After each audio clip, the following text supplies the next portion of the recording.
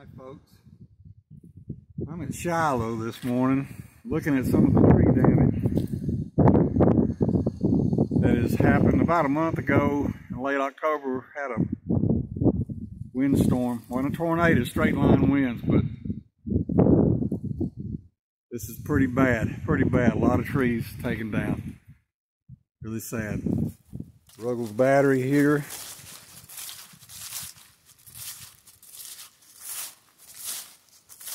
When I was reenacting, we camped right here many springs.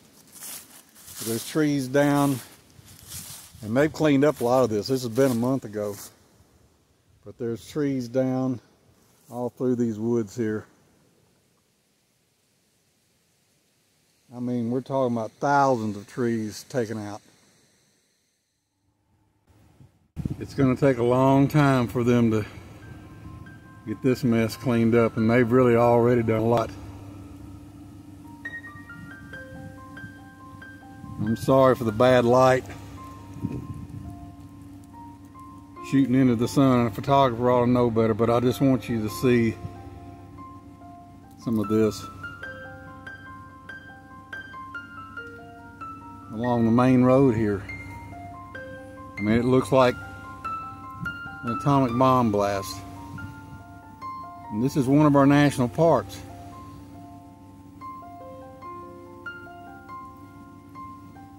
A lot of these oak trees are hollow. And then another thing is, a lot of people don't know this, but the root systems to these old oaks are not very deep. It doesn't take much to topple them. It just doesn't.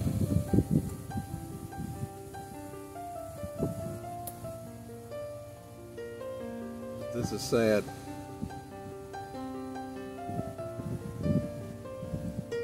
This is my spiritual place. Is this park. It is really torn up.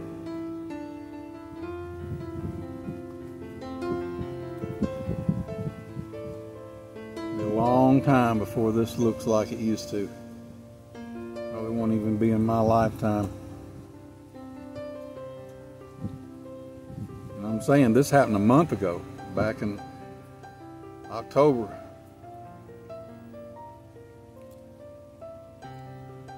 They've done a lot of work, and there's a lot of work to do. This is Water Oaks Pond area here. Just down from here is the Tennessee Monument. When you examine some of these trees, though, you see just how hollow they were on the inside. That one right there, you know, it's snapped off. And that's just the way some of these old trees are. Sometimes you wonder if it ain't better to do some forestry and cut some trees down every now and then like they do on private land,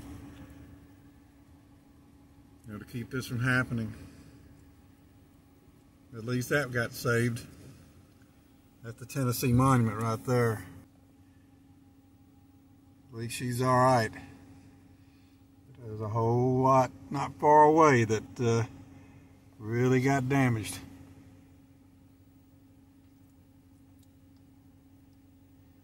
It's amazing that these monuments didn't get damaged any more than they did. There was some damage, but not a lot. This is at Ray Springs. The spring's right down where the end of this tree is, down there. It's a good example of how shallow the root systems are of these oak trees. See how that's turned up right there? This was straight line winds that did this. This, in my opinion, was the most beautiful part of the park, but it's just devastated now. Well, we'll go down here to the spring and take a look.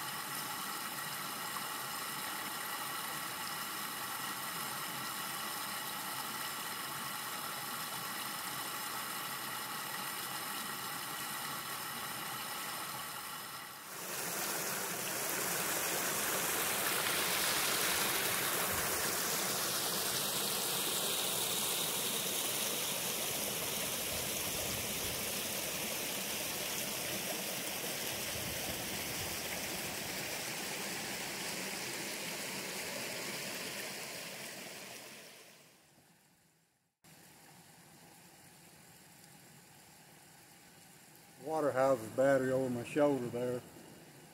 Had a pretty commanding position on the first day of the battle. Killed a lot of men out of 6th Mississippi that was attacking across there. And there are monuments right over here to our right. Still, there's a lot of damage here, but at least a lot of these monuments, a lot of these places survived. Got to be thankful for that.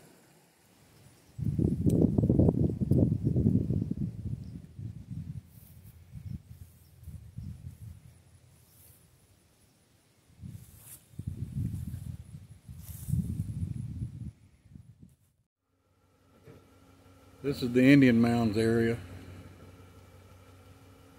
None of the park was spared really, but this was where, I believe, the Chickasaw Indians had their burial mounds here. Another aspect of Shiloh, but you can see the devastation is just everywhere. That's one of the mounds right in front of us. And then, of course, the big one's up here on the river. That's the river beyond that bluff right there. But, man, oh man. We're at Tillman's Branch now. There's a bridge here. But you can see here some of the trees, just literally the tops have twisted out of them. I mean, this was a heavily forested area right here in the hills, and just look at it. I mean, a timber company couldn't have done this much damage. All down through here.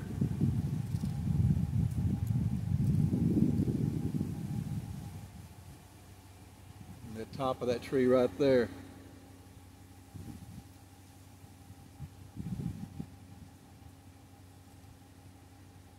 Almost like an artillery shell took it out.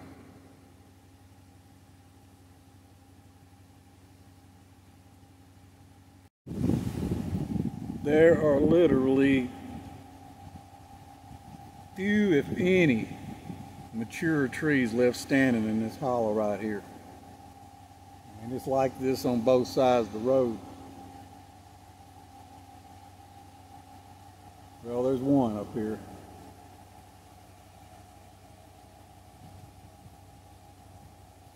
But not many. I mean, you can't even walk through this. It'll be a long time before this gets cleaned up.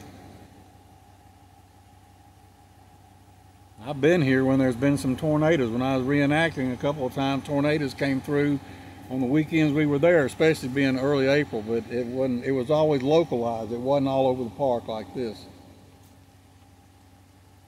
This is really bad.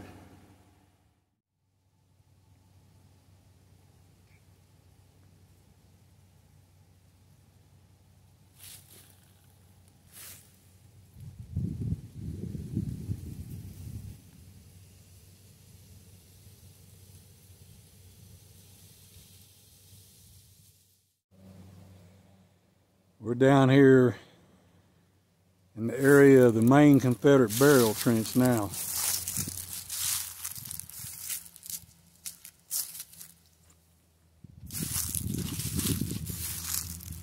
course, this is the Union soldiers buried in trenches here too right after the battle. The weather got hot.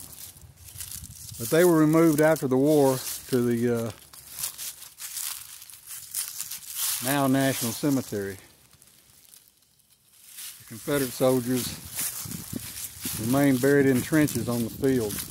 In fact, it was the Southern soldiers still being here, the reason why the park was formed, because their graves are being desecrated. This is a mess. But I see that their flag is still flying over their graves.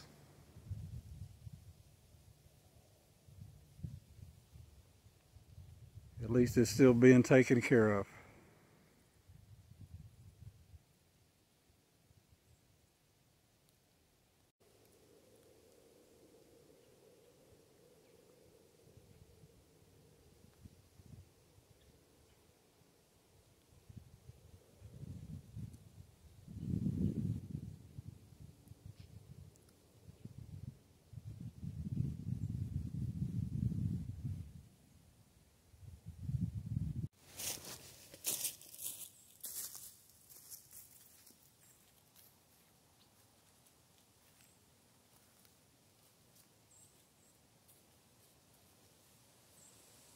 This is the famous Bloody Pond.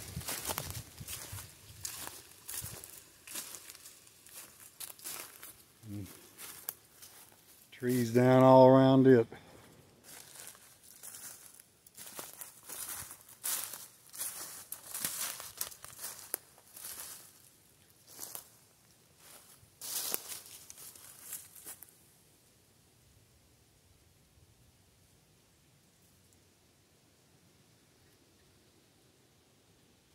They've got the walking trails roped off.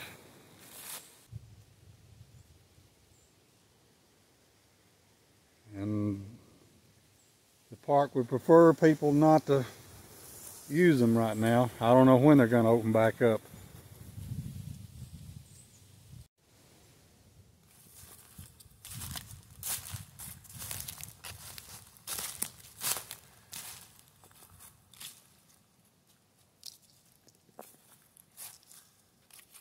They got red tape.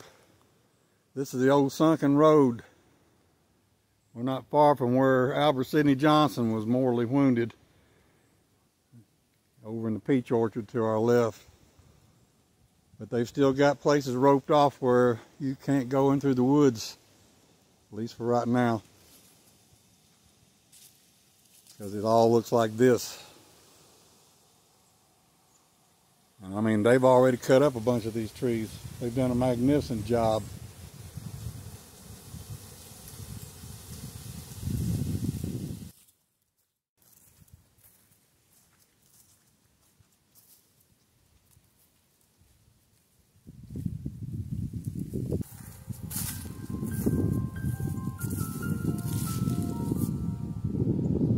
But at least the old war cabin survived. And these old cedar trees that's behind it got a lot more damage, but they're still standing. So that's probably a small miracle within itself.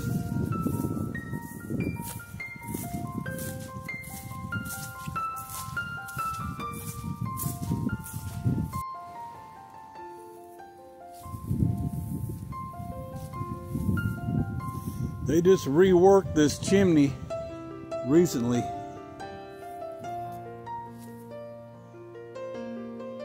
It had been in a dilapidated situation for quite a time, some time, so they re-chinked it. It's kind of tough because it's just a mud chimney, just like they made back then. But of course, you know, that's not very permanent at all, but they're trying to be historically correct. Just so it won't be just totally negative about the storm damage. Just a little history on this cabin. This is George Mant's cabin. It was moved from another part of the battlefield after the battle was over, because the original cabin here got destroyed during the battle. But it is officially still one of the only remaining structure standing that was here during the battle. It at least was that. Where we're at is in the peach orchard. The sun's right behind us, so you know we're not going to get a real good picture, but this is where a lot of the action took place on April the 6th. And way over to our right is where General Johnson was killed. But at least this old cabin and most of these cedars survived. So be thankful for little blessings, I guess. Yep, it's a miracle that survived, because this is a beautiful spot too. I said George Mant's cabin. I guess it'd be natural to say that, but actually it's reversed. It's the Mant's George cabin, so that was my mistake. I guess I'm starting to have some senior moments, although I don't know this park like the back of my hand. We're going to go check out the eagle's nest. See how it fared in all this. Once again, I apologize for the wind, but right behind me there is the eagle's nest tree. It's a pine tree. It survived, thank goodness.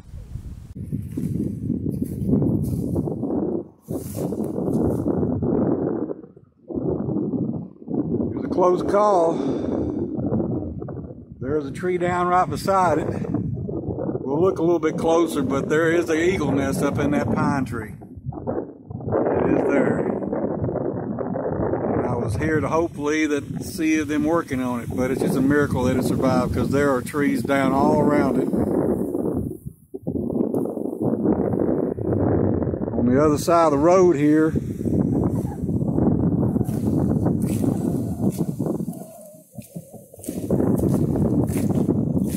yes, it's a windy day. It was a windy day when this happened. This old oak tree right here is the one they would always sit in quite often. The eagles, they're named Hiram and Julia. It took a lot of licks, as you can see, but it's still standing. So I guess even that in itself is a small miracle. Way up in there, there's the nest right there. They're not in it right now, but there's the nest. And here's all the damage around. I know we're looking into the sun, but close call for Hiram and Julia.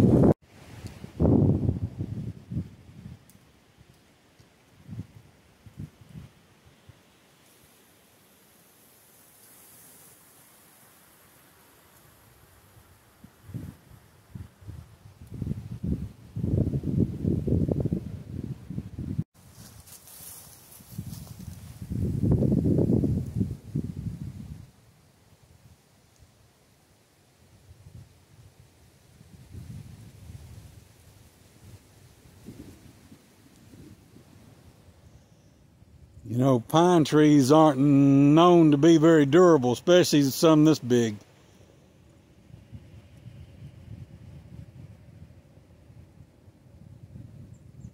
They were very lucky that this didn't come down. But I've already been told they're working on the nest. So I'll be back, hopefully get some pictures, images of them. They're the two most famous residents in Shiloh, named after General Grant and his wife. At least they're Christian names anyway.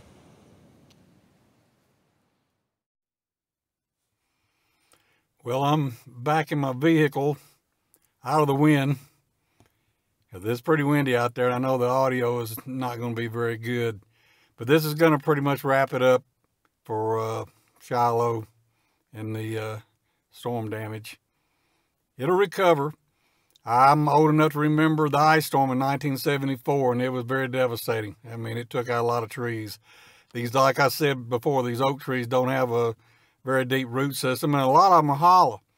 And I guess this is nature's way of taking care of things in a pretty dramatic and violent fashion.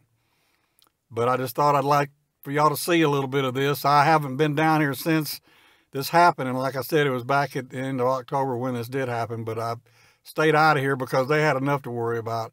And actually, they still don't want people walking the trails, and they're doing the best they can.